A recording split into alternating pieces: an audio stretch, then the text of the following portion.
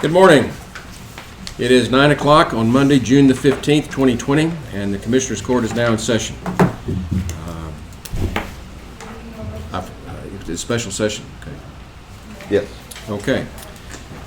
A reminder about cell phones. We've relaxed our rules on cell phones during this pandemic.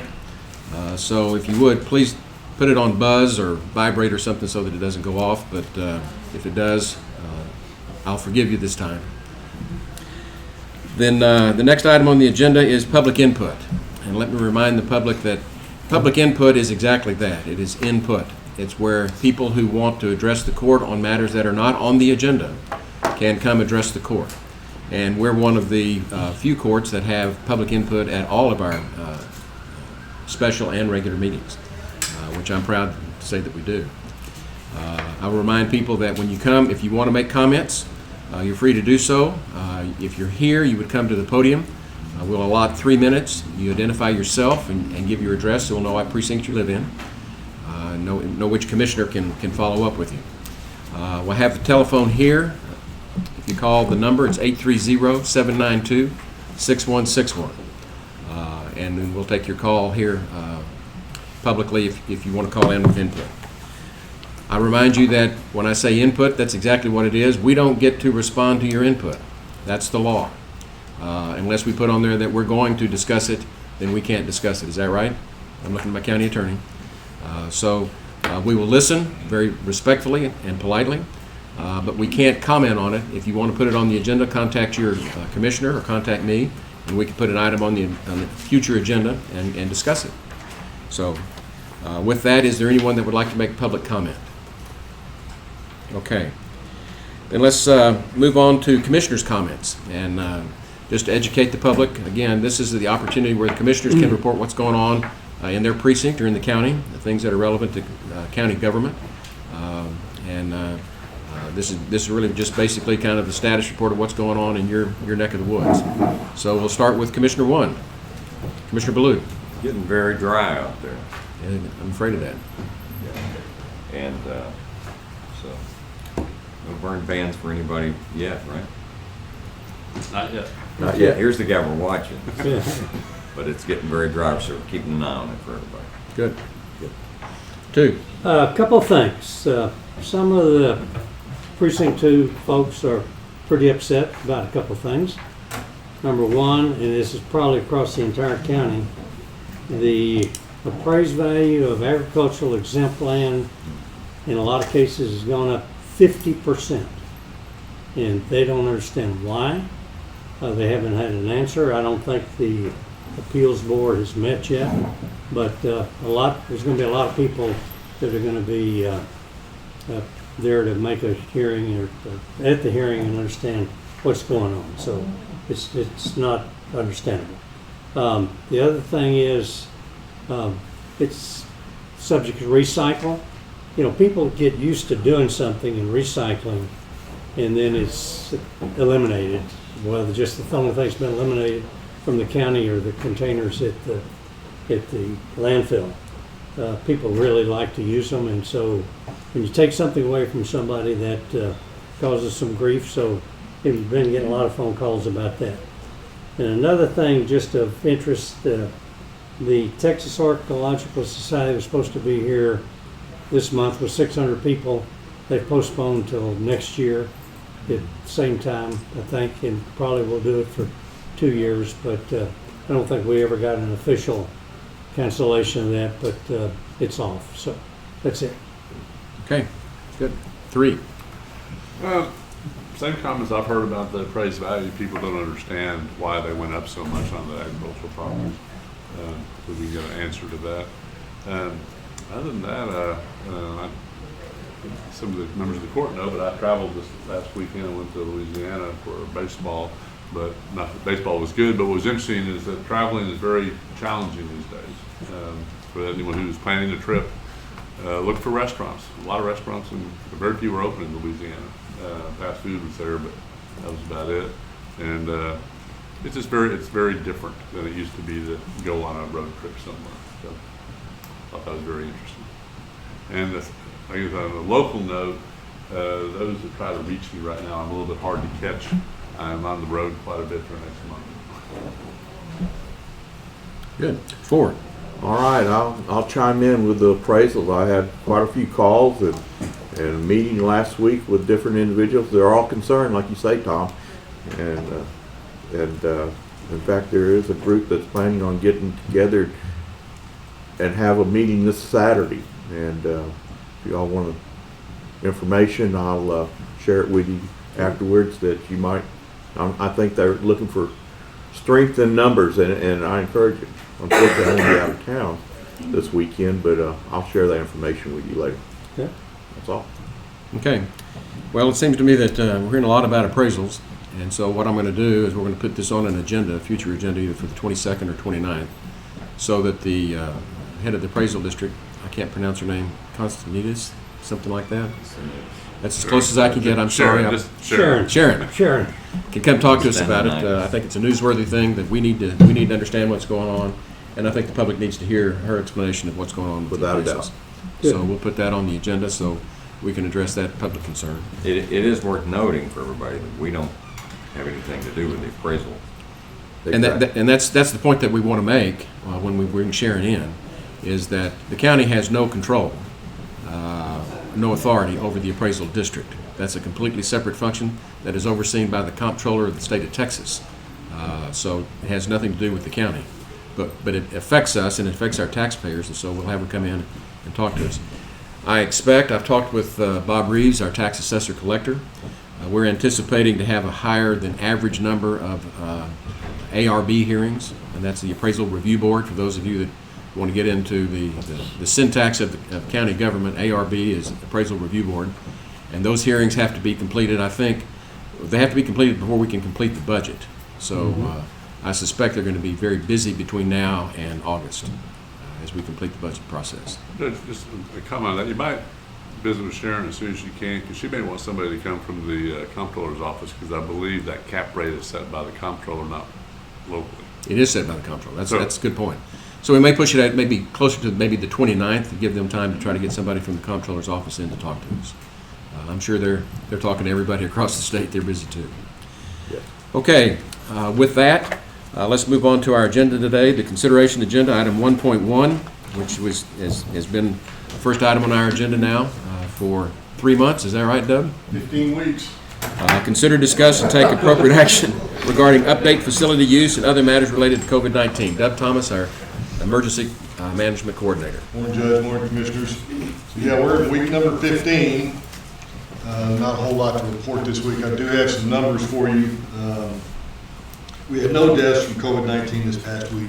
We had no positive tests from this past week, so that's a good thing. I think that hopefully we're at the bottom of the curve for a while, and I hope we stay there. Testing, we did do some testing this past week. We had mobile testing done by Texas Military Forces at the Doyle Community Centers, or the Doyle School Community Center, and we tested 41 people. I still don't have results from those, and I still don't have any results back from the testing that we've done the week before either. I know that we had six tests completed, and they were all negative, and they were still waiting on the rest of those results. So it may be sometime later this week I'll have those results. Let's see, again, some testing numbers. The COVID positive breakdown, again, still stays the same. We had 8 by close contact, 2 by community spread, 4 travel, 7 unknown, for a total of 21 COVID positives for Kirk County for the year. Testing for this past week, Peterson Regional at the close of business on Friday had done 1,189. Texas Military Forces 386, that's including the 41 from this past Wednesday. 675 nursing homes. And the 21 COVID positives down there still gives us an infection rate of 0.009. Less than 1%. Less than 1%, yes, sir. Good job. Significantly less than 1%. Good job. So I think that goes to show that our community is doing a pretty good job as far as social distancing. I'm seeing a lot of people wearing masks at H-E-B and some of those stores around town, so I think that's a pretty good thing. Community spread, though, is still active in Texas. Texas numbers are 86,011 as of yesterday. Total deaths in Texas was 1,957. Total recovered is 56,535. Testing, total tests is 1.4 million. Of that, the viral tests, the one where they do the nasal swab, is actually 1.2 million. The antibody tests, which are the serology tests to determine whether or not you had the virus and just didn't know it, for 144,050. Kendall County, surrounding counties, Kendall County is at 36.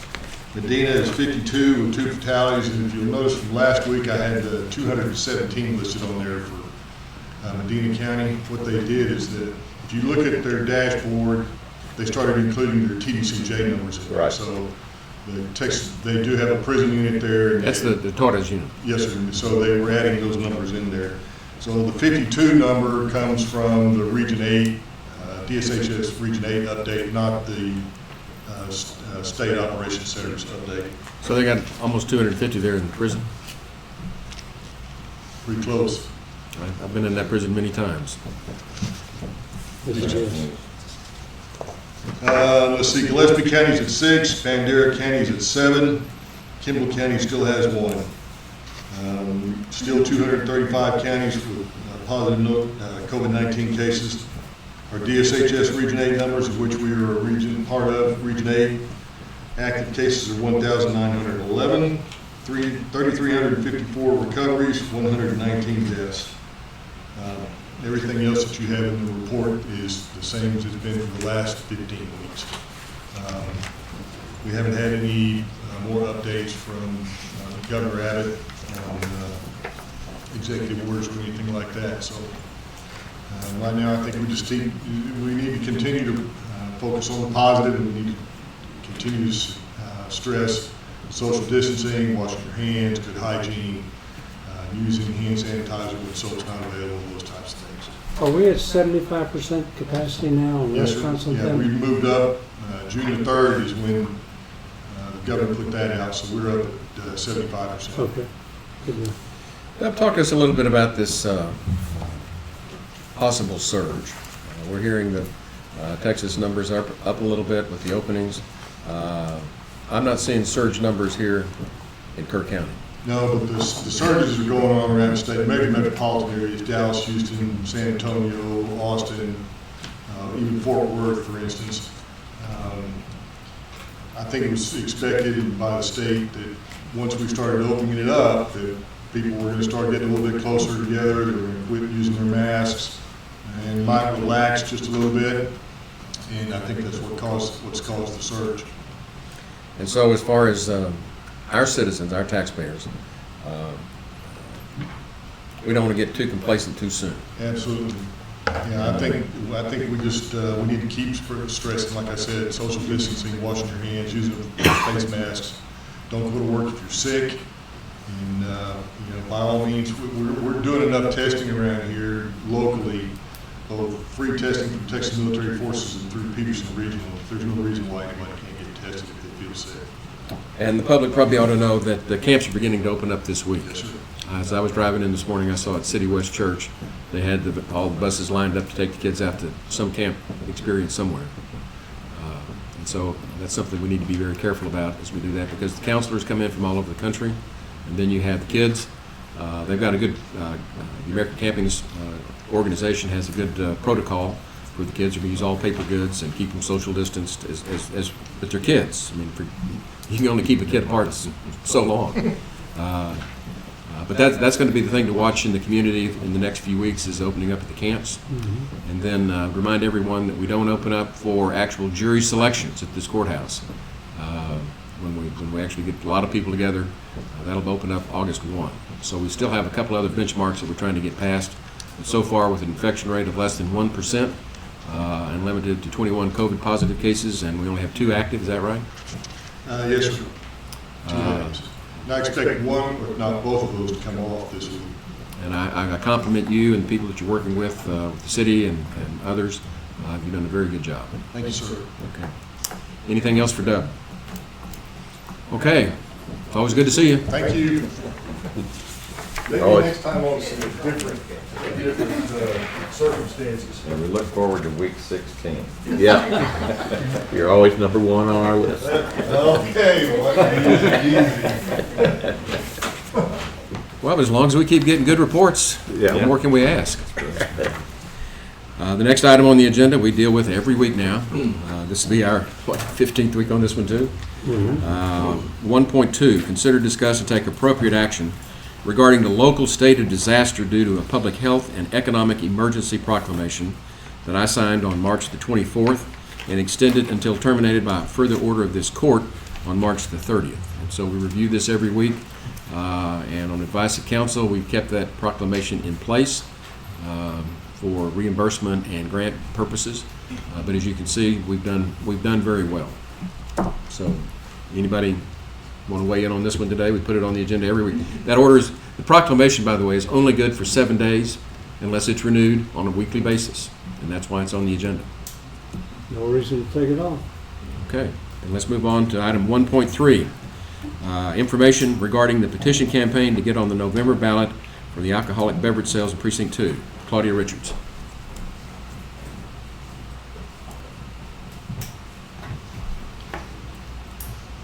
Good morning, Judge, Commissioners. Good morning. As most of you know, my name is Claudia Richards. I am the Program Director for Precinct 2 Prosperity Program. Our mission is to legalize the sale of all alcoholic beverages in Precinct 2 for the sales tax benefit, especially during this economic crisis that we're in. I wanted to speak today to let you know, give kind of an update on where we are. We're doing a lot of live and media networking this week. We'll be on with the KEDC. Teresa Metcalf, who's here also, she will be hosting a podcast. We're going on KDT Live on Wednesday, Jam Broadcasting on Thursday.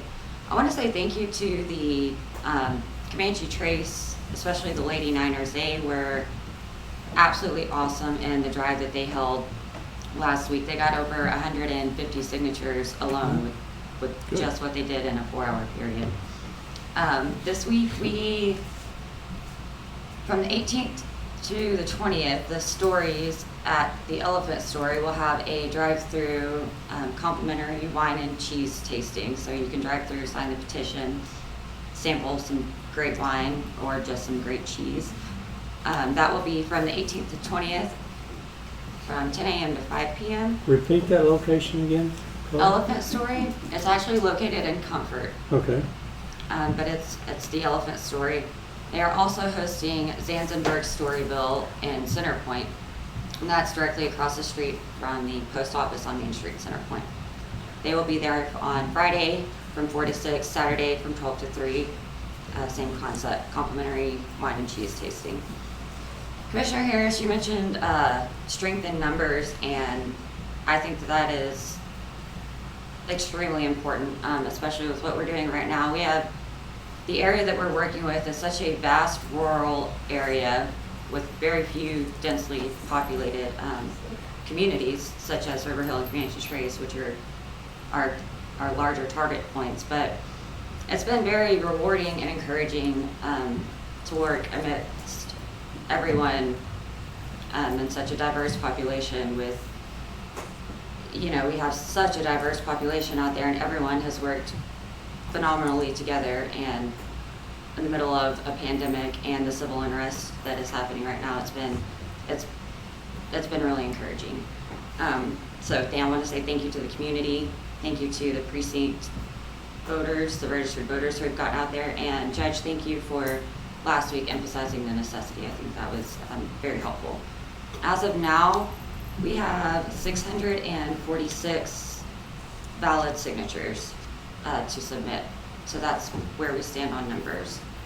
And remind us again what's the number we need? 2016 by the end of August, or by the end of July. Easy way to remember, just remember 2020. 2020, okay. 2020, that gets it.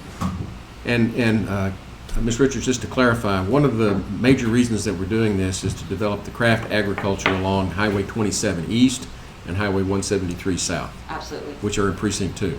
And in order to be able to develop wineries or local breweries or what have you, like they've done in Fredericksburg, will need to have that precinct to be wet instead of dry. Correct. That's And- one of the major reasons. Absolutely. And some members of the community have said that they don't want this to become a wine trail. However, if we do open that area up, it will also bring in further retail shops and sales venues, more restaurants, so it is not specific to just trying to get alcohol, so. Well, I think most of us would much rather see that land developed for craft agriculture rather than quarries. Absolutely. Correct. And that's all I've got on the update. Okay, thank you very much. So 646, 646 to date Correct. signatures. So by the end, and it has to be completed essentially by 1st of August. Correct. So you got 60 days, so may have to go to Plan B if at the end of June we're not sufficiently there, because probably getting the low-hanging fruit right now, so may have to try and go door to door or something like that, even though people are probably going to resist that, so. We will not be going door to door. Okay. We will improvise and do what we need to do, but as Mr. Thomas just said, that COVID is still rampant. It is still, we have been lucky and blessed due to county decisions that y'all have made and keeping social distancing in place, but we will not be going door to door. Good. I think the 646 with the first 2 weeks in, we were hoping to have relief, and so trying to market a plan almost immediately, which was completely different from the plan that we had before, has been challenging. However, the events that we have coming up, I think, are going to be extremely successful. Claudia, for all the places that you mentioned where people can sign the petition, for instance, in Comfort, Center Point, are those locations, times, and dates available on the website? They are. You can find them at precinct2prosperity.com. Precinct2prosperity.com, okay? Correct. And you /events, or there's also an events tab or an affiliate tab, and the petitions are located there at all times, not only during the event signings. Okay, good. So I know at Center Point, it's every Friday and every Saturday Correct.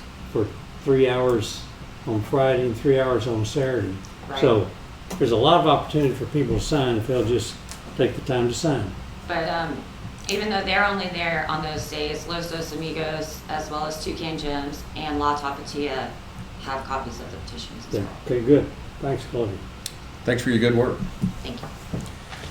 Okay, item 1.4 on the agenda is to consider, discuss, and take appropriate action to allow the county judge to secure a grant advisor to assist with determining the county's options for spending grant funds related to COVID-19. I put this down for James Robles. Go ahead and sit down, James. That was just, if it's going to be unpopular, I want to blame it on him. This is something that I've really put on the agenda. And what this is for those of you that have not paid attention, the federal government has allotted $55 per citizen in counties, and that amounted to $1.4 million allocation of a possible grant to the county of Kerr County. And that is for reimbursement for expenses related to COVID-19. In that legislation, they allow up to 5% of what they have awarded, of the 1.4, to hire a consultant to advise us on what we can be reimbursed for, so that we take full advantage of what they're offering to try to help us with. And of course, it's not often that we get this kind of offer from the federal government, so we'd like to take advantage of that. And since that is an expense that they allow, and at this point, we're nowhere close to $1.4 million, right, Sheriff? So it'd be good for us to have somebody like the equivalent of a CPA or a tax lawyer that comes in there and takes a look at your information to see what qualifies. And that is allowed, so that would be a reimbursable expense for us to do, so it costs us nothing to do it. The federal government's providing this to try to help ourselves and combat this COVID-19. So that's why I put it on the agenda. And so what I'm asking from the court is to allow us to go ahead and interview consultants and bring somebody to the court to be approved to help us try to manage these funds and maximize our reimbursements as allowed. Is this something that'll reach a level where we have to have a bid submission? Or No. is this services? Well, it's just services. I think that's right. County Attorney? Professional services? Professional services Right. up to, Well, if you did the 5%, we've got in the budget that the federal government's given us up to $70,000. But I don't anticipate that we're going to come anywhere close to spending that. But if we go spend $5,000 or $10,000 to get some good advice on what is reimbursable, I think that would be prudent. And the city is planning on doing this? The city's already got somebody. Oh, do they? Yeah. Is there any way of joining forces with the city? And We've talked with the city. We've talked with our auditors for their recommendations. I've spoken with a couple of my fellow county judges who are, what we're trying to do at a regional level, and this is, we're building off of other ideas. We've got this regional public defender's office, so the five of us have been talking about, can we find a consultant to help the five of us, because our economies are intertwined anyway. yeah, for other counties, it seemed like it'd be similar expenses that could be reimbursed. So at this point, we're just looking for authorization to shop, to interview people, and then bring somebody back to you and tell you why we recommend it. now is this going to be somebody that can both consult on it and then write the grant application? We'll write the grant application here on e-grants. Don't ask me too much about that. But this They is do somebody have that- me sign these grants. Yeah, But but they're going to look over our shoulder while we do it. they will assist us, yes. Yeah. I make a motion that we authorize the county judge to secure a grant advisor to assist with the COVID-19 related expenses that may be eligible under the federal grant, and request that he consult with, I'm sure he will, with the county auditor I'll in that second selection that. process. Motion's been made by Commissioner Letts, seconded by Commissioner Ballou, for us to secure a grant advisor to assist with determining the county's options for spending grant funds related to COVID-19. Any other discussion or debate? Thank you, James. Well, and I've been working with, the reason James got on there is because Tanya and James have been working with me on this. Okay, then those in favor, raise your hand. Unanimous, 5-0. Good. 1.5, consider, discuss, and take appropriate action to declare certain county property as surplus in the Human Resources Department. Yes, you should have a list of the items. We have 4 items, actually 5, just cabinet shelving that are no longer usable. We're requesting that those be declared surplus. I move for approval. Second. Motion's been made by Commissioner Ballou, seconded by Commissioner Letts to approve the surplus items as presented. Any further discussion? Those in favor, raise your hand. Unanimous, 5-0. 1.6, consider, discuss, and take appropriate action to approve a resolution to apply for the Coronavirus Emergency Supplemental Funding grant through the Alamo Area Council of Governments. I don't see Callie here today, but James here. I'll take it forward. This is going to be a separate grant unrelated to the 1.45 million we were just discussing. This is a 30,000 grant through ACOG. This will help us with our COVID expenses, cleaning, and also straight time for officers. The application is due today, and we're requesting that we get that resolution approved. James, question, this is in addition to the 1.4 million? Yes, sir. So where does this funding come from? This one comes from ACOG. Okay, move for approval. Second. Okay, motion's been made by Commissioner Moser, seconded by Commissioner Letts to apply for the ACOG grant. Any other discussion or debate? And approve the resolution. And approve a resolution? I'd like a kind of a refresher on what county auditor said last meeting. We got already $240,000. Yes, we received 20% of the 1.45 million up front. That's We already have that. It's actually 290,000. 291,000. It's 91,000, okay. All right, I had remembered 240 for some reason, 291, okay. And that's separate also. That is That's separate. back to that 1.4 million. Correct. Okay. All right. So, Okay, so we've got a motion, is that right? Mm-hmm. second. Motion's been made by Commissioner Moser, seconded by Commissioner Ballou to apply for the ACOG grant. Any further discussion or debate? Those in favor, raise your hand. Unanimous, 5-0. Let's move on to 1.7. Consider, discuss, and take appropriate action to reappoint Greg Longenbaugh to the Kerr County 911 Board of Managers.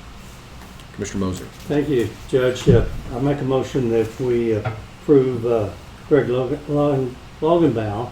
Okay, he's been on the board. He's the deputy sheriff. That board is working very, very efficiently and effectively.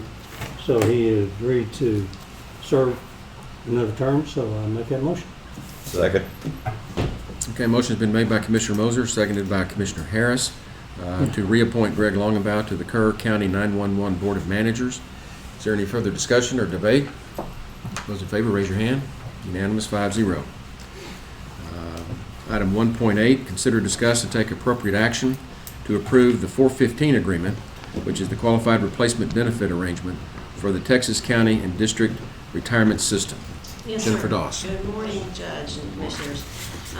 This came to light recently when we were notified by TCDRS, the Texas County District Retirement System, that we have an active employee who, if retired today, their monthly retirement payment would exceed the amount allowed by IRS regulations. Now, the TCDRS does monthly calculations based on your length of service and your age and the amount of the retirement payment. This individual, the salary has been a high level and they've been here for many years. The chances of this person retiring right now, it's probably not going to happen. But apparently this has never happened in Kerr County before, so TCDRS they had to notify us that this was a possibility. When this happens, what the 415 agreement allows is for Kerr County to pay the difference. Now, the monies that Kerr County pays will be deducted from the monthly contributions that we send in for the employees. Apparently, there's only one other Texas county that actually has an employee that's retired that makes these payments. There are several other counties who are in this situation, and when this happens, what I understand from TCDRS is that counties put this 415 into place. The good news is that you'll only have to do this once. This will be in place for any future employees that fall into this situation. Now, as the employee ages, so does the limit. So they gave me an example of somebody that's age 50 that retires. The limit that they can make, or that TCDRS can pay them in a retirement, is $100,000. When they reach 55, it goes up to $145,000. Once they reach 60, it's $200,000, and 62 plus, it's $230,000. And so the way it was explained to me, typically if the person retires, TCDRS will make the payments from January to October and November. Typically, it's just what the county would pay would just be a small amount, and then we pay the remainder of the year. We would pay this through payables. We would issue them a 1099. And as that retiree ages, so does the limit. And so probably within a year or two, these amounts increase so much that we wouldn't need to make the difference anymore. Confusion. It's confusing. It's just, there's a limit under the TCDRS program. And the counties, it's just the way they set up the program and we're part of. If the amount is in excess, the counties have to pick up the difference for a period of time. The employee is entitled to the retirement. Right. It's just the retirement plan doesn't get to that point because of IRS limitations. Therefore, the county has to pick it up until Can't they just max out on their benefit? But the employee is entitled to the retirement at a higher level than the IRS allows. I understand that. Yeah. And it's just that the counties have to pay the difference if it happens, which is very rare that we get in a situation, and for a couple of years until the IRS limit exceeds the limit that the employee is entitled to. So I didn't understand the last part of that, Jennifer.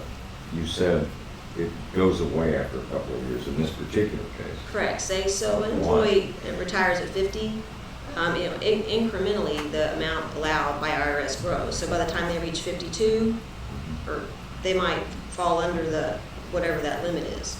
And so for the years that they're under the limit, for the years that they're over the limit, that's the only years that we would need to pay. Once they reach a certain age, the amount goes up, TCDRS will pay. excuse me, So we'll it's a pay the time entire factor. thing, yeah. Is it, at that point, it's a time factor, not an amount factor? It's Or- it's their age. their The age. amount increases as they age. As their age increases, the IRS limitation increases. What is the IRS limitation? That's the thing I don't understand. Yeah. Apparently, I asked if there was a formula, and they said it's not that easy. Well, It's why is the complicated. federal government limiting Of course. the retirement from a state employee? I'm missing something that's probably just my. Oh, I don't understand Well, like, why there's an IRS limit, I don't know, but I got the same question, I don't, Right. Well, like Commissioner Let said, that, the employee is entitled, the retiree is entitled to the 100% of the pay. It's just that TCDRS is only allowed to pay up to a certain point. Based on the IRS. Right. And so But still. they'll technically be paying the whole, because they'll reduce our monthly contributions Yeah, by whatever that amount is. I understand all that. Explain that. I'm just asking about the IRS limitation, that's part of. Explain that last part again. I didn't understand that. So whatever the amount that the Kerr County pays out to this individual. Let's just say we pay out $10,000. What Right. happens? So in this, the next monthly contribution, our payments from the regular employees, their contributions and our matching, that bill will be reduced by $10,000. We'll submit the whole amount, but they'll draft $10,000 less. So in essence, they're making the payment for us, but it's not coming directly from them. It is confusing. So what we're doing with this is circumventing the IRS limitations. And TCDRS is actually the one indirectly paying it. Correct. So But this you is, have to have this agreement in place in order to be able to do that. there's something about this that just doesn't sound right. Well, I don't know what it is. It doesn't sound right, but it's legal. I think it's where the reason it works also is that there's, and I'm guessing on this after looking at that program, they have some excess funds in Kirk County's account has some excess funds in it above and beyond because of the fund grows. Right. And that excess funds is what's actually making this payment, but it has to go through a roundabout way to get there. All determined by or dictated by IRS, IRS. which none of us understand why there's a IRS limitation. And I'm sure there's a limitation, I mean, again, I'm I'm sure guessing, there is too. similar to, the logic I would think would be to prevent municipalities and local governments from paying real high salaries. Awesome. And then having Okay. retirement. Yeah, who knows that part of it, I'm just guessing. But it's similar to, it's a graduated tax system. If you make over a certain amount, you're at one rate. If you're different, it's the same So- type logic, I think. So bottom line is, assuming that the IRS limitations are there, which I'm sure they are, then we've got the decision here. Right. And we have to do Right. the other option is we cannot do the agreement and then the money comes out of our general fund because we're obligated to the employee. Right. So Is there- with, so is there with some this, kind of- it wouldn't cost us any more in the Correct. long run. Right. Correct. It won't cost the county any Any extra. amounts that we pay out, Okay. they'll reduce our monthly by that. Gotcha, But if we don't do it, it does cost us more. okay. And the county attorney has reviewed the agreement, and she gave it her blessing. And there's no cost to the county for this. No. There's no service charge. No. I make a motion that we approve the full 15th agreement for the Texas County District Retirement System. Second. Motion's been made by Commissioner Moser, seconded by Commissioner Harris, to approve the 415 agreement for the qualified replacement benefit arrangement for the Texas County and District Retirement System. Debate and discussion. That discussion went better than I really anticipated. Well, Well, I agree with you, Judge. It doesn't sound right, and it certainly doesn't make any sense to me. It sounds like a way around something that's been allowed. and it may very well be that this is what we need to do, but where I'm coming from is, I just don't think it's a good practice for us to vote for something that we don't understand. Well, the TCDRS did say that if you have any questions, if the court has any questions, they can call in and explain it. You each can call in and get it, My preference would be to put this back on an agenda and get that explanation from TCDRS so that we know exactly what we're doing.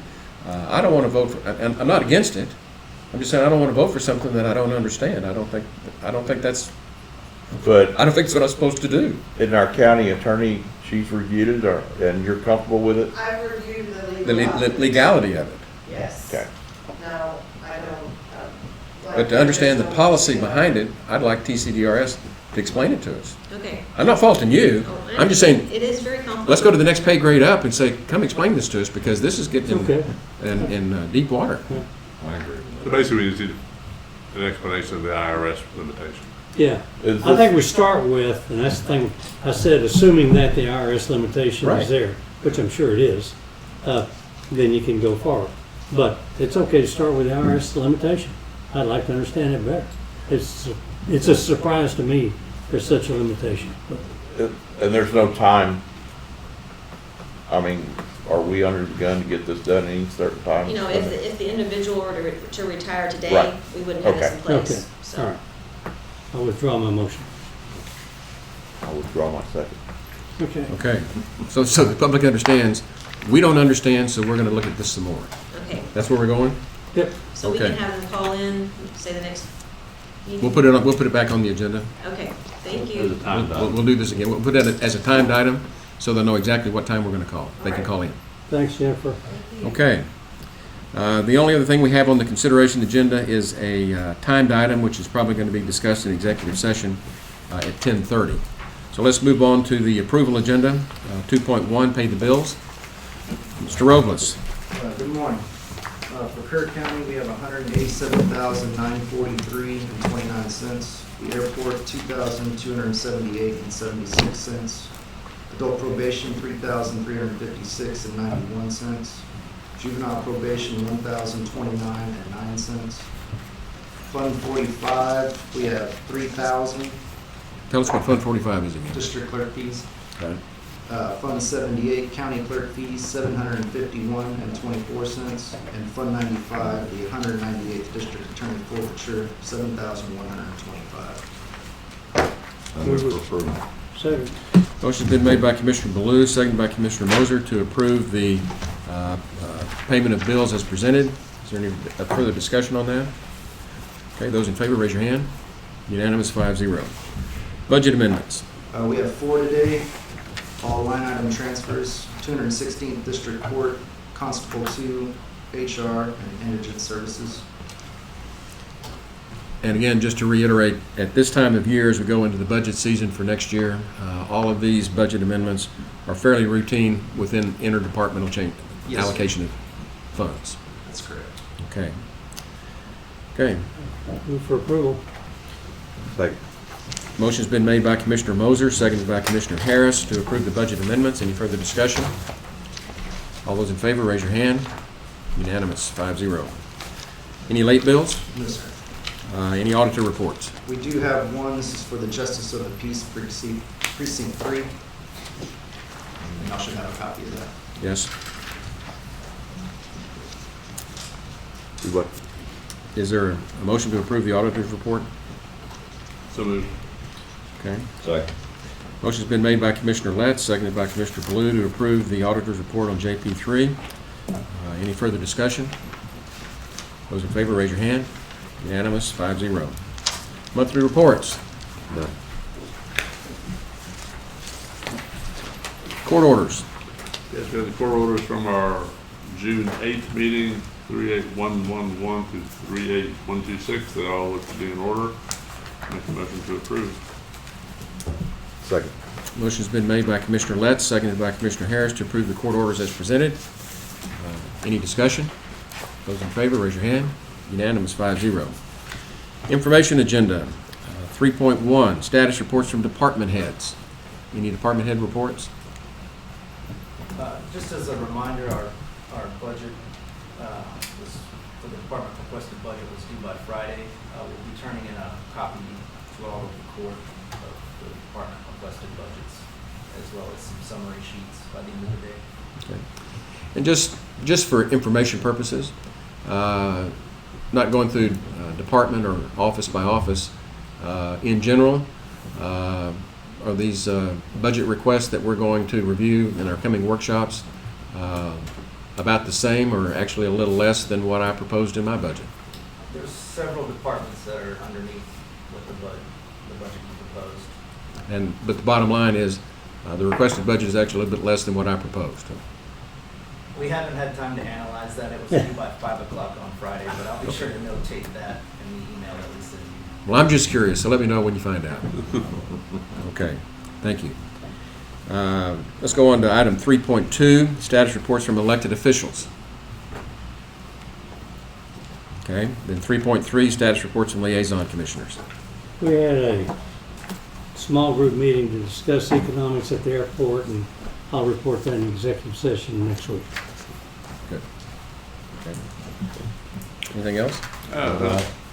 A few things. I mean, the small events, but the Philco Youth Event Center is trying to open up a little bit here and there, get a little bit of use of the facility and revenue in. Everyone, I think most of the court receives those reports, but they've had a couple of events, not big ones. So that's good news. There was a big event there Saturday, I think. They had like 90 cars. Yeah. 90 cars in the car show inside the Egmore there. Fabulous facility, you know, all concrete. Lots, I mean, 90 automobiles in It there. was actually, Yeah. for the facility, a small event, but it was the biggest car show they've ever had. I Right. think 88, Yeah, Yeah. close to 90, right. I 90. heard that, yeah. The Good IT show. department, on another topic, it came to our attention the other day that there's no backup power. We've had power outages here recently, and we had backup battery power for a little while, those UPS systems, and they have to be huge, and they don't last very long. And so I suggested to Bruce to look into having us a generator that will keep this thing up and operating, at least the servers here. So we have that at the sheriff's department.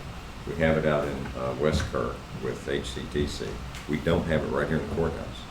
So that's something that will be coming up before the court before long, once he gets a handle on it. And if you want to add anything to that, Bruce. It's in the works. Okay, it's in the work. Just wanted y'all to know. Sheriff? If I can add something to that, if y'all remember, we do have that very large on-end generator that ran the jail until we did the expansion. And y'all actually put in my last year's budget, this current budget right now, $20,000 to have that generator to see if we could move it and get it. Nobody knew what the actual cost was, but just you funded that amount to see if we could get it moved over here to the courthouse. That got put on hold because of the committee and all the expansion. We hadn't done it, but I did ask Shane last week to go ahead and get with the electric company, whoever he hires, whoever got the county bid on electricity, to see what it would actually cost to get that generator moved over here and hooked up, because it is a good generator. It's, you know, there's nothing wrong with it. It's old. It's 23 years old, but it does very well. And it would supply. It's got about 600 hours, I think you said. And it would run this entire courthouse if they hooked it up right. So I still think It's gas, we should. diesel. So between the sheriff's office, the IT department, and the maintenance department, they're looking into this, and we're going to try to address that issue. Good. Good report. One other thing I want to add, just a reminder to everybody that we will be having a workshop with our volunteer fire departments this Wednesday out at the Ag Barn at 10 a.m. And veteran services at 3 p.m. That's right. Wednesday's a big day for the county. We've got workshops with the volunteer fire departments in the morning. We meet with the Capital Improvement Planning Committee at 1 o'clock. At least Commissioner Letts and I will. And then we have Commissioner's Court again at 3 o'clock for a workshop for veteran services. And those workshops will be video recorded, YouTube. YouTube. Right. Yes, they will. Good. Okay. It is 10 minutes of 10. I think we've exhausted pretty much what is on our agenda, except for the finance item. We're going to talk in executive session back at 10:30. But I'll remind the public we will come back into public session to adjourn into executive session at 10:30. Judge, on that, I'm guessing part of that discussion will be an open session, the first one. Okay. If the only part of it that can be an executive session relates to the purchase of real property, I think that is what can be an executive session. So we'll get it at 10:30. We'll get a general. This is going to be Dusty Trailer from RBC Capital. and he's going to advise the county on what financing options we have with regard to our capital items in the budget this year, as well as some of the other items that we're discussing at this time. So I would ask the public to tune back in at 10:30 and we will reconvene. We'll be in a recess until then. Okay, court will come back into session. We have a timed item 1.9, discussions regarding possible refinance of a series of certificates of obligation, finance options for the FY 2021 capital expenses, and possible office building for the Regional Public Defender's Office. When it comes time to talk about the real estate transactions, we will go into executive session. These others we will discuss in open session. So with that, we have Dusty Traylor here with us today from RBC Capital, I believe it is, isn't it? Yes, sir. Okay. And we've got you set up there at the podium. We're on YouTube, by the way, so the camera's looking at you and you're being broadcast live. Very good. So, just to set the stage, Tanya Shelton, the auditor, and James Robles, the deputy auditor, and I have met with Dusty about finance options. It started initially when we were working on our budget proposal, because we're proposing to finance over a 3-year period some of the capital expenditures in the budget. And we're doing that for a couple of reasons. Number one, because we don't have enough money to pay cash. But number two, by moving it to P&I,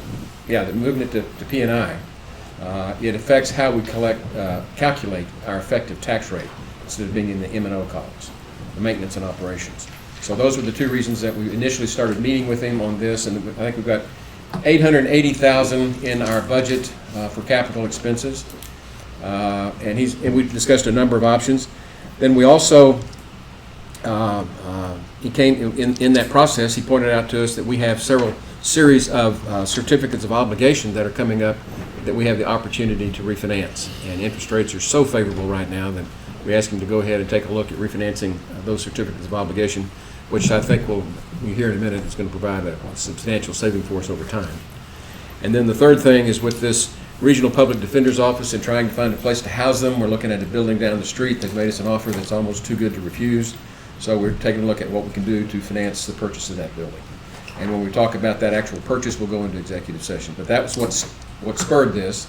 And we've asked him to come talk and explain to the court exactly what we're looking at and get people familiar and comfortable with the financing options available. Dusty. Judge, Commissioners, pleasure to be with you guys this morning. It's a pleasure to get to be out and see folks in person, and it's great to get to see some familiar faces. As the judge mentioned, we have discussed some of these financing needs of the county here over the course of the past few weeks and month.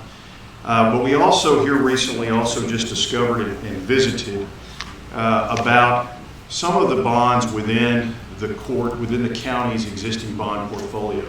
And so we started out really this presentation, I've got it in two sections. The first section, we look at the county's existing bond portfolio, and that lends itself pretty quickly to look right at refinancing analysis. So if you look inside tab 1 on page number 4, see a sheet like this, provides a quick summary of the county's outstanding bond portfolio. And what you'll see there is the county has approximately $29.885 million of outstanding obligations. And the obligations that we are looking to refinance specifically are the Certificates of Obligation, or COs, Series 2012. If you'll look, those have their first call date on 2/15/2021, so within this upcoming fiscal year. And then the other set of obligations we're looking at refinancing are the Combination Tax and Revenue Certificates of Obligation, Series 2014. Those also become callable within this current, or within the upcoming fiscal year. It's important to point out that the Tax Reform Act of 2017 took away our ability to do something called an advance refunding on a tax-exempt basis. We're no longer able to do that under federal tax law. Now, in order to effect a tax-exempt refinancing, we must be within 90 days of the call date of the obligations to be refunded. So these particular obligations, the 2012s and the 2014s, we would actually be able to deliver tax-exempt refinancing bonds around about the middle of November of 2020, say probably November the 17th, 18th, something, whatever that 90-day count is, they're backing up from 2/15/2021.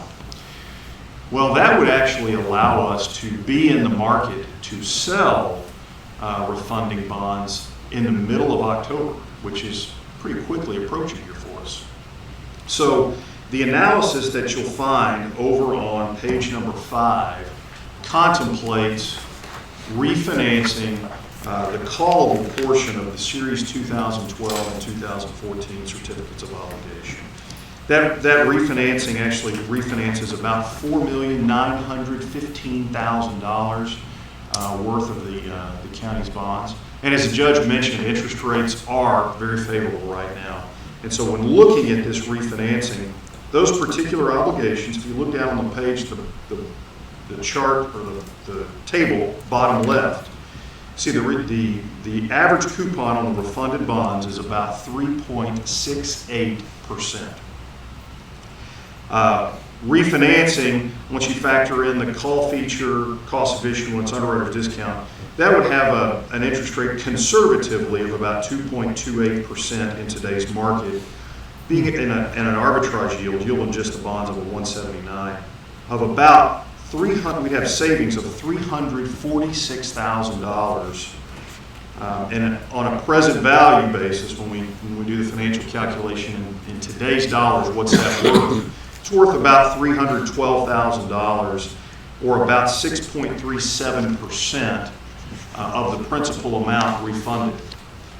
And if you'll turn with me over to page 6, we actually demonstrate for you how that savings accrues. That $346,000 does not accrue all in 1 year. That accrues over the course of the remaining life of these obligations. These obligations are stated to kind of retire in 2032. And if you'll look there, the column second from the right, the net savings, you'll see that $346,000 amounts to right around $30,000 or so per year on average savings. And then the column to the far right is that annual calculation of the present value, or the value in today's dollars of that savings. So this is something that we believe is worthwhile for the county to pursue. Obviously, we can't be in the market right now. We need to wait until we get closer to October. But there are steps that could be undertaken here over the course of the next 60 to 90 days to get you in a position to take advantage of what is hopefully a favorable market in the middle of October. Yes, yeah, it looks very favorable. What's the downside? Commissioner, there really is no downside. There really is I no wouldn't think downside. there would, but. Yes, sir. So, Well, if you remortgage a house, for example. Yes, sir. There's some cost associated with it. Yes, sir. He's got that in here. Sometimes it's not worth the process. The estimated issuance costs, Commissioner, are built into these numbers that were presented.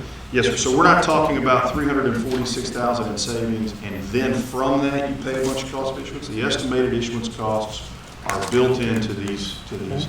Yes, sir. But quite simply, looking at what we have in light of the lower interest rates, looks like a smart thing to do. Yes, sir. Okay.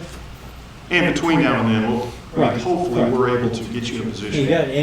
It'll be done if we were to do it in the October timeframe. Yes, sir. Okay.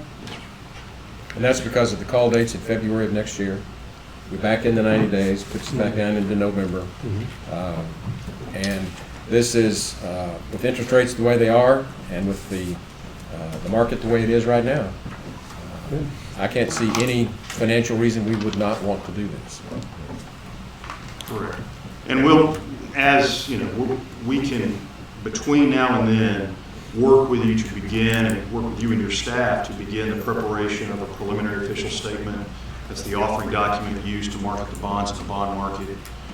Get you in a position to, late September, early October, visit with S&P, the rating agency that carries a rating on the county. Get that rating updated so that you're then in a position to get out to the market to sell refunding bonds. You effectively, like a refund on a house, you go out and issue a new bond that is just simply used to pay off the old bond. Now you have And just to explain on these bond ratings, one of the things that we talked to Dusty about that we have been concerned about is if any of your top 10 taxpayers are in default on their taxes, that is a negative impact to your bond rating. And for those that, the court knows, but for those of you that read in the paper that we've settled with Mooney and they paid their entire 2019 taxes, we no longer have a top 10 taxpayer in default. So now that that's done, we're ready to move on this. that's good. And Now, does Dusty, what you that did- ding it a little bit, or is it full? No, we're operating? back in High cotton. first rate. Good shape. And so your estimate here is conservatively what the interest rates would be, so. Yes, sir. Could Based even upon be where better the than market that. is now, it's a Okay. fairly conservative estimate. Yes, sir. But you guys must be really busy because probably a lot of people are looking to refinance. That's correct. Yes, sir. Okay? And if you look over on page 6, I just point out that in that net savings column, the second from the right, we're gonna save in the neighborhood of 27,000 to low 30 something thousand dollars a year for the next 11 years. That's the way we realize this. Okay. And this includes everything that's listed on page 4? No, sir. It only includes the portion on page 4, the Series 2012 and the Series 2014. Those are the only obligations that the county has right now that has a call feature that's coming up in the upcoming fiscal year.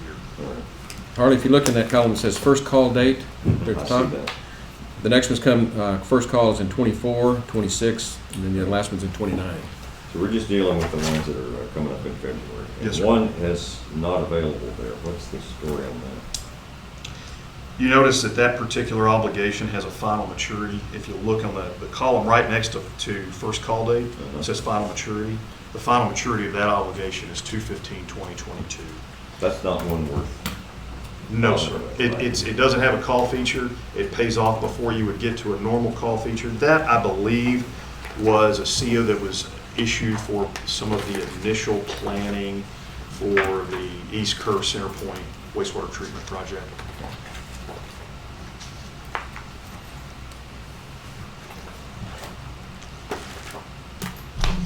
Any other questions? Okay, that has to do with the refinance. Yes, sir. Let's move on to the next one. So the next slide, we get into a couple of analysis that we put together here related to some options for financing. And Judge, what I did here is I ran a scenario for a total of $1.8 million amortized over 4, 5, or 7 years. And then we also did 2.5 million, or 2.55 million amortized over 4, 5, or 7 years. My initial, so one of the spreadsheets that we looked at a couple of weeks ago, we had a typo that said 3, but I went back and looked at that was actually amortized over 4 years. Okay. So I wanted to change that and correct it for our meeting today. Now, let's get everybody on the same page of where the 1.8 comes from. Let's do. We're looking at trying to finance about $880,000 for capital improvements, mainly vehicles and some road and bridge equipment and road projects. Finance that over a 3-year term. That's what we put in. That's what the assumption is in the proposed budget that I've submitted. The other $1 million is what it would really cost to purchase and bring up to ADA compliance the building that we're talking about for the Public Defender's Office, just down the street. So if we were to borrow the money to do that, then that will be a total of the 1.8. Yes, sir. The scenarios that were amortized over 4 or 5 years, I utilized an interest rate of about 1.35%. Okay, we believe that that's a little bit conservative. I think that we can get that down if we put this out to bid to various banking institutions to purchase it. I think that rate would likely come in closer to 1%. The 7-year amortization, we ran that at about a 1.7% interest rate. And again, I believe that would come in lower than that. I think we could probably get that in below 1.5. But I wanted to be conservative as we looked at these debt service figures here on an annualized basis. So you see the 1.8 million 4 years would cost you about $470,000 per year. 5 years would be about $380,000. And the 7-year payback would be somewhere between $275,000 to $280,000 per year. Then moving on to the $2.55 million, again, as I think we alluded, based upon your ultimate need, your ultimate project list, the ultimate dollar amount, obviously we can adjust these figures going forward. But the 2.55 over 4 years would be about $665,000 per year. 5 years would be about $535,000 per year, and then the 7-year payback would be plus or minus about $395,000. What's the basis for the 2.55? Executive session. Huh? Executive session. Okay. I understand. This type of financing, the way we have laid this out is as the assumption of a tax note. Tax note is an instrument that counties have the benefit of utilizing under state law. One of the requirements is that the payback cannot exceed 7 years. Okay? That's one of the reasons that we limited this thing to 7 years, also in line with the projects that you're looking at here as well, and just trying to be sure in line with the county's goals of being financially conservative and prudent as well. So that's a great instrument to use. You can pay back debt service on a tax note inside of your INS budget, so that it does not have to come out of the M&O portion of your budget, which is also very, very important given some of the budgetary concerns of the county as well. So I wanted to point out those two items. Now, just to keep everybody focused on what we were discussing with Dusty, we're looking at this as a type of bridge financing, like a bridge loan. We were talking about trying to present a bond issue to the people in November. We decided against that. We don't think this is a good time to do that. But we do think it's something that we will probably be going to the people with in the next year or two. And so this would be an opportunity for us to be able to tie up some of the land that we're talking about to do this, purchase a building, and have interim financing on it until we're able to take that to the people with the bond issue and do long-term financing. So that's really the whole idea behind what we're talking about. Okay. Judge, on the capital item, 800,000 capital items, and I haven't seen the budgets in detail, so I'm not sure what that is. But I'm always leery of financing kind of annual capital purchases. I presume there's cars and things like that in there. And we've gone back and forth of doing it with debt, doing it with leases, buying outright. We bounce around a lot from year to year. And so I'd be really concerned about financing those capital purchases unless we have some sort of a plan and where we're going for the next 3 years after this with those capital items. What That's fair concern. What happened to the lease idea for the sheriff's department? The lease, the way we dealt with the lease idea, I don't know did you participate in that meeting, Dusty? When we No, sir. Bob Reeves and our tax assessor collector? I do not believe so. Yeah. We sat down and talked with our tax assessor collector about that, and he walked us through. I can't do it, would have to get him in here to show you, but walked us through the formula of how we compute the effective tax rate for our revenue caps for the new legislation that was passed last year. There's a significant difference if it's under the M&O side of our expenditures versus the INS side. And so the lease keeps us in the M&O column. Exactly. And that gives us more restrictions as to what we compute as the effective tax rate. And we have a great more flexibility by putting it over in the INS. That's And absolutely correct. it improves the return to the people. That's the important part, which Right. is most beneficial to the taxpayer. But now, as to Jonathan's comment, I think it has a lot of validity, and that is, we're talking about financing these capital improvements that would normally be in a budget either you'd normally expect to see it as a lease or as a outright purchase. And we're talking about financing that over a three-year period of time. And that is a calculated risk.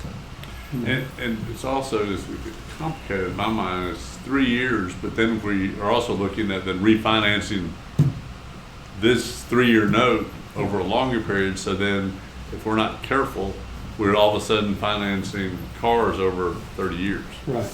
Well, we don't want to do The that. last 3 years. So I mean, it's I'm not opposed to doing it. We just need to be very careful on and thinking of, we can't decide this year what we're gonna do next year. Right. But we need to have a plan as to, and at least ask our departments what their 3-year plan looks like on capital items. And do we roll some of that forward? Do we just be aware of that whole Does issue? it really save money when you look at it that way? Yeah. Right. And it might not. Yeah. You just gotta make sure, be very careful. Well, it's not, that's not so much saving money. That's being able to afford what we need. Right.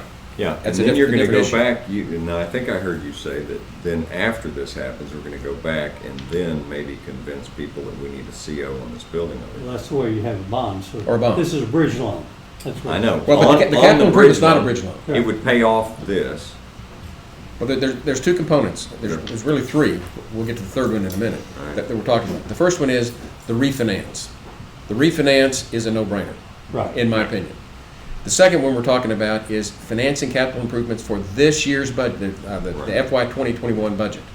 And that's a little bit more complicated. And it's not that we're going to have a savings to the people. It's actually going to cost a little bit more to pay some of the finance charges on this. But we're going to be able to afford everything in a year where money is really tight. That's what we're looking at. Well, I'm looking for a simple way to explain that to voters. And I don't hear it yet. Well, if we're buying a $50,000 automobile and we don't have the money to pay for it cash, but we can pay a third of it over a 3-year period of time, a third, then we can afford the new vehicle.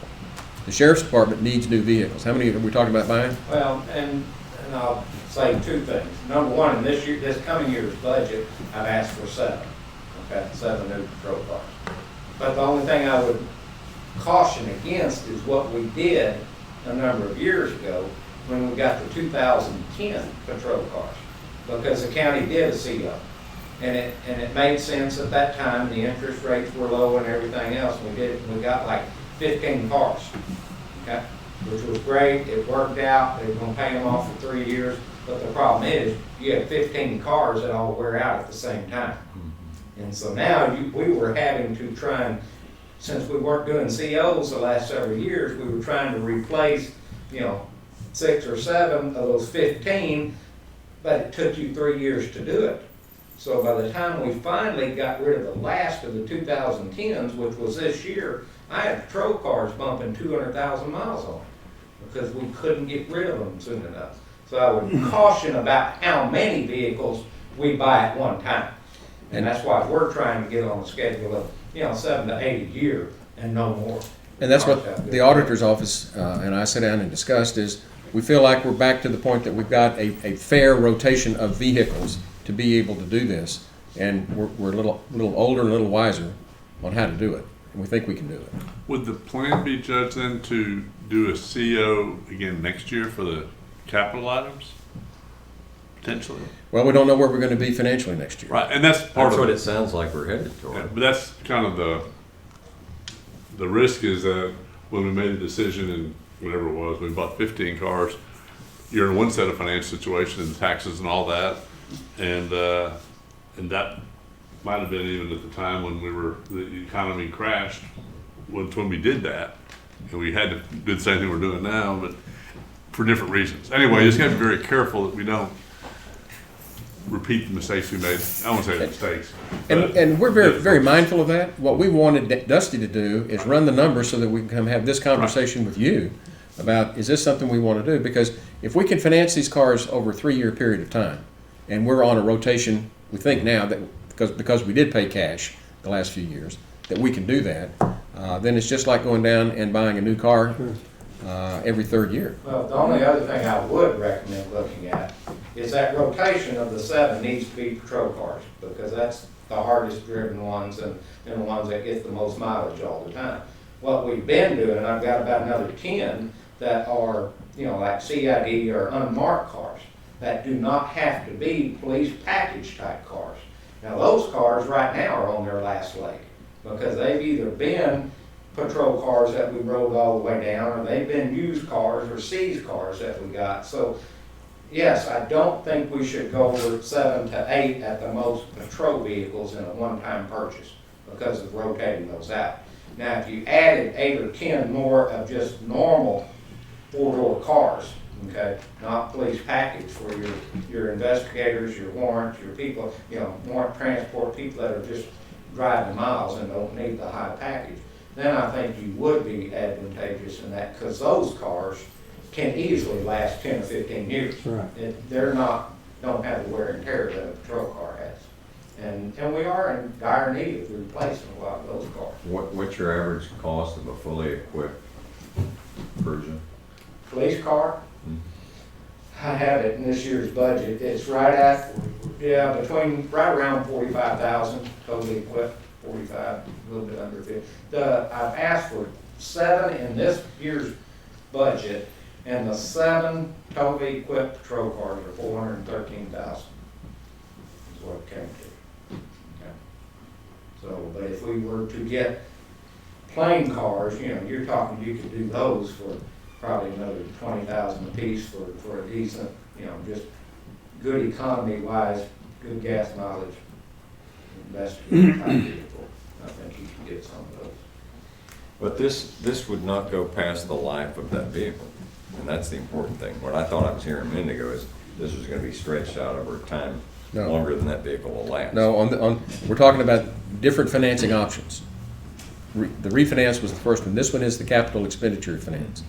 And this one, we do not want it any more than 3 years. And just to remind everybody, we're not here to make the policy decision today as to what we want to do about all this.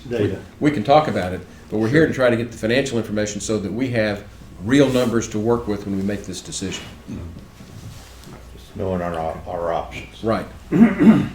One of the things I just pointing out, just kind of listening to the conversation here, one of the things that you might consider from a budgetary policy decision moving forward is if you were to kind of attack this plan in this fashion this year, then also maybe incorporate something in your budget for future years. We always have in our audits depreciation, but those depreciation figures are usually just accounting entries. And one of the things that we oftentimes encourage our clients to consider is, especially as it relates to things like rolling stock, is try to get into a cycle where for your rolling stock, have a cash funded depreciation account such that as those vehicles over time then begin to wear out, you have built up a little bit of fund balance there in those accounts to fund the next cycle, the next wave of vehicles, because they will wear out. Dusty, is it possible to issue a tax note that have it, part of it be a 3-year and part of it be a longer period? Absolutely. So you could guarantee that we're paying the cars off in 3 years, but a little bit more flexibility on the Absolutely. Capital. That's exactly right. Yes, and that's one of the things we can do is we put together that package and you guys give us the number, total dollar amount, and the dollar amount of each type of item that you want to pay back. We can build that in our model to amortize certain items within one series of tax notes that pay off over 3 years and some that may amortize over 4 or 5 years. And remember that on this 1.8, there's 2 components to that. One is the capital expense that we're trying to finance, and the other $1 million is buying that building, which is meant to be an interim loan, subject to going to the voters for a bond issue. Okay, and before we turn the page on this and start talking about going to executive session, the 2.55, the numbers that were added to that are specific parcels of land that would be part of a bond issue that we've worked at the Capital Improvement Planning Committee level, because there's some very good bargains out there to take a look at, and we're looking at some interim financing on that. That's what would bump the number from 1.8 to 2.55. Okay. And we're going to discuss that in executive session. But this is the basic finance information that we wanted to make sure that the entire court was up to speed and people understood what we're trying to do to address this year's budget as well as provide for the future needs of the county. Any other questions for Dusty? Good. As always, excellent job, Dusty. Thank you. Appreciate it. Appreciate you. Okay, so with that, I think it's time for us to go into executive session to talk about the specific properties that we might be trying to finance. So let's take a 5-minute break. We'll come back into executive session. We'll be 11:33 a.m. and the Kirk County Commissioners Court is coming out of executive session back into open session. Is there any action on our executive session? Judge, I would make a motion that the judge, with the counsel or advisory work of the CIP, be authorized to enter into negotiations for real property that could benefit the county in future use. Potential. Potential. Yeah. Potential property. Yeah. Okay. Second. Motion's been made by Commissioner Moser, seconded by Commissioner Letts, to authorize the county judge to enter into negotiations for the possible acquisition of properties for use by the county in the future. Any other discussion or debate about that? And those in favor, raise your hand. Unanimous, 5-0. Any other business before the court today? Then court will be adjourned.